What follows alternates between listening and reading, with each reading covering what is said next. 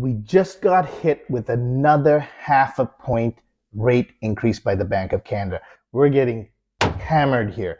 How do we survive? How do we afford our next mortgage payment when the Bank of Canada keeps increasing interest rates?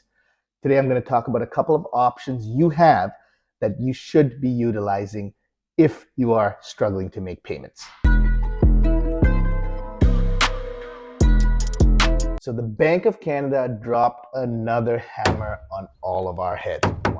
Okay, we just got pulverized again, a half a point increase in interest rates. That's going to affect our payments. So as a homeowner, as a mortgage holder, as an investor, this is going to affect all of our mortgage payments. So what am I doing? I'm going to give you a couple of options of what I've done. I've looked at some of my mortgages. About 60% of them are in variable rate mortgages, and about 40% are in fixed term mortgages. The fixed terms are very good. They're in that low 2% because I locked it maybe a year ago.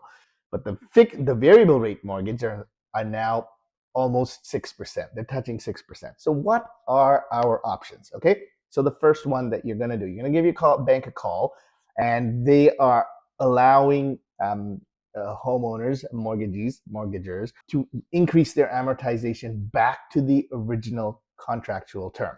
No questions asked, no penalty, no breaking the mortgage, nothing. It's just a click of a button and boom, they take it back to the original, say 25 years. Now, depending on where you are in your amortization, if you're at like 10 or 15 years left to pay off that mortgage and you take it back to the 25-year mark, you could see a significant drop in your monthly payment. This will result in less being paid off in your mortgage. However, if you are paycheck to paycheck and this is kind of hurting you right now and you need to get past the hump, might be a good thing to do.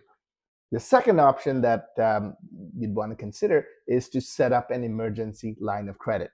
So if you have equity in your home, the bank will give you a line of credit. If you don't have that, they will give you an unsecured line of credit as well. Now, the purpose of this is to use that extra money, to use the shortfall that you're not able to cover with your daily paycheck, let's say.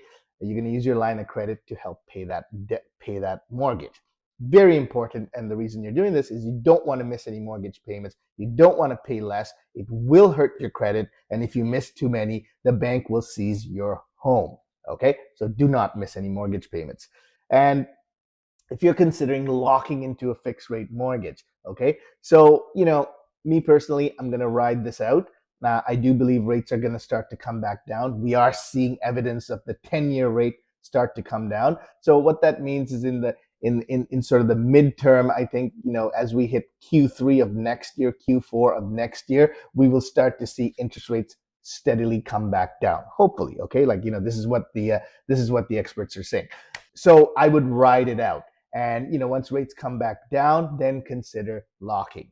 And if you are forced to lock or you're up into a renewal right now, stick with a 1-year fixed or a 2-year fixed. Okay, so that's sort of that when rates start to come back down. The Bank of Canada cannot keep increasing rates like this. People are going to lose their livelihoods. Okay, also, they're doing this to curb inflation, and inflation, the peak of inflation is way behind us. So we're starting to see things come down, and hopefully they start dropping rates pretty soon.